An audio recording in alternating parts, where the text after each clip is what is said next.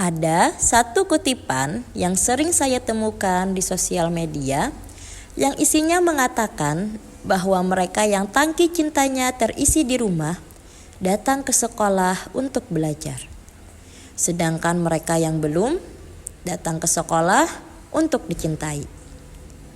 Perkenalkan, saya Anissa Maulida, seorang guru dari SDN Sungai Andai 4, Kota Banjarmasin, Kalimantan Selatan. Seperti kalimat yang sudah saya katakan di awal pembuka dari video ini tadi, bahwa mereka yang tangki cintanya terisi di rumah datang ke sekolah untuk belajar. Sedangkan mereka yang belum akan datang ke sekolah untuk dicintai. Itulah sebabnya mengapa banyak sekali anak bermasalah yang jika ditarik benang merahnya maka akan ditemukan satu titik permasalahan. Anak kurang mendapat cinta, kasih sayang, dan dukungan dari rumahnya.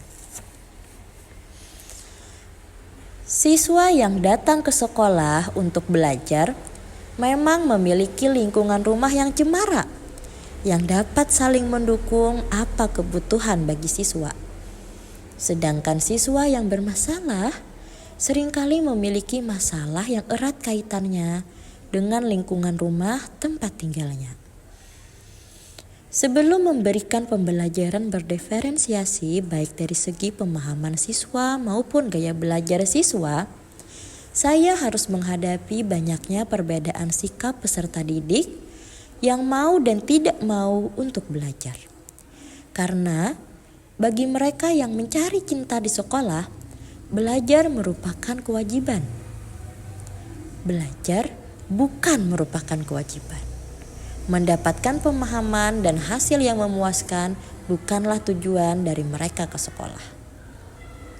Mereka yang ke sekolah untuk mendapatkan cinta adalah mereka yang seringkali tidak mendapatkan dukungan di rumah, tidak mendapat semangat untuk bersekolah dari orang tua dan orang-orang terdekatnya.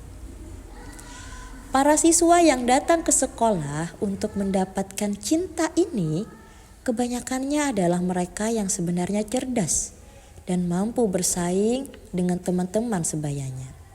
Tapi sayangnya, mereka tidak memiliki semangat dan cita-cita yang dapat menyadarkan mereka untuk belajar dengan sungguh-sungguh. Sehingga para siswa yang datang ke sekolah untuk mendapatkan cinta ini akan melakukan beragam cara supaya mendapatkan apa yang diinginkannya, yaitu sebuah perhatian dan pengakuan dari gurunya. Sayangnya, mereka kadang malah bersikap buruk untuk mendapatkan hal tersebut. Para siswa yang datang ke sekolah untuk mendapatkan cinta ini, kebanyakannya adalah mereka yang merupakan siswa bermasalah. Siswa yang paling sering mendapat teguran dari gurunya. Sesuai dengan judul praktik baik saya kali ini, belajar dari hati ke hati. Di mana belajar dari hati ke hati merupakan kegiatan belajar yang tidak hanya untuk siswa, tapi juga untuk saya sebagai seorang guru yang harus belajar memahami murid lebih baik lagi. Memberikan pembelajaran kepada siswa di kelas, menurut saya tidak hanya tentang ilmu pengetahuan, sebagaimana yang setiap hari kita pelajari di kelas. Tapi lebih dalam dan lebih penting daripada itu. Kita sebagai guru harus selalu menanamkan akhlak yang baik, nilai moral sesuai dengan profil pelajar Pancasila. Seorang guru hendaknya mampu memberikan hati tulus dan lapang saat bersama dengan siswanya. Mampu memahami latar belakang keadaan siswa. Mampu memberikan perlakuan adil yang berbeda sesuai dengan kebutuhan siswa. Sehingga muncul perasaan aman dari dalam diri siswa. Muncul perasaan dicintai dan diperlakukan dengan baik oleh orang yang dianggapnya sebagai sosok panutan. Hal inilah yang kemudian akan membuat siswa memiliki kepemimpinan diri atau student agency untuk mampu memahami dirinya sendiri, mengetahui kebutuhan dirinya, mampu menganalisis bagaimana keadaan dirinya, dan bertanggung jawab atas pilihannya sendiri. Sehingga siswa dapat dengan sadar melibatkan dirinya di sekolah, meraih berbagai prestasi dengan rasa yang ikhlas dan bangga dengan hasil pencapaian dirinya sendiri.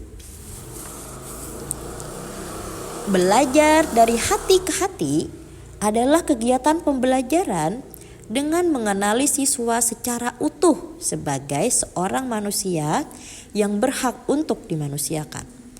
Di mana dalam keseharian saya di kelas, saya selalu mengizinkan siswa untuk bercerita, mencurahkan persoalan hatinya kepada saya, gurunya. Hal ini dimaksudkan agar kita mengetahui apa yang membuat siswa merasa kurang nyaman berada di kelas ataupun tidak semangat dalam belajar. Dari mendengar dan meluaskan pandangan tentang beragam cerita siswa, saya pun belajar untuk menjadi sosok guru yang dapat memberikan rasa aman dan nyaman bagi siswa untuk belajar. Sehingga ketika siswa sudah merasa aman dan nyaman untuk belajar di kelas bersama saya, siswa akan mudah untuk mulai mengenali dirinya sendiri dan menumbuhkan student agency agar ia bisa menyadari kualitas dan kebutuhan dirinya. Siswa yang sudah dapat memunculkan student agency dalam dirinya akan lebih mudah menyadari kebutuhannya dalam menerima pelajaran.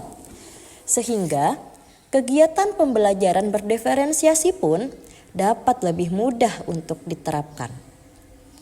Siswa dapat lebih memahami apa kebutuhan dirinya.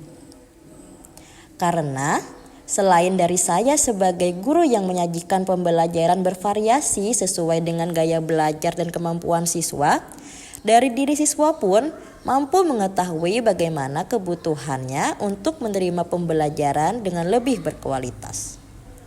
Sehingga dalam kegiatan belajar pun siswa dapat lebih maksimal untuk berproses menjadi lebih baik.